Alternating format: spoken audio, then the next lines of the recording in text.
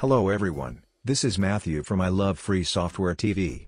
And in this video, I'm going to show you how you can reply privately to a message from a WhatsApp group chat. This is a built-in feature in WhatsApp, you don't need any additional tool or app to do that.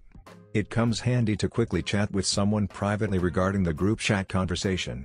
It shows the group chat message to which you replied in the private chat, just like reply option. This keeps everything in context, so the recipient knows what you are talking about. To reply to a group chat message privately, open the WhatsApp group and tap and hold the message to which you want to reply. This shows you options on the top of the screen. Select the three-dot menu from here and choose Reply Privately options. This takes you to the private conversation with that user along with the message preview. You can type your reply here and send it. That's it guys, this is how you can reply privately to a message from a WhatsApp group chat.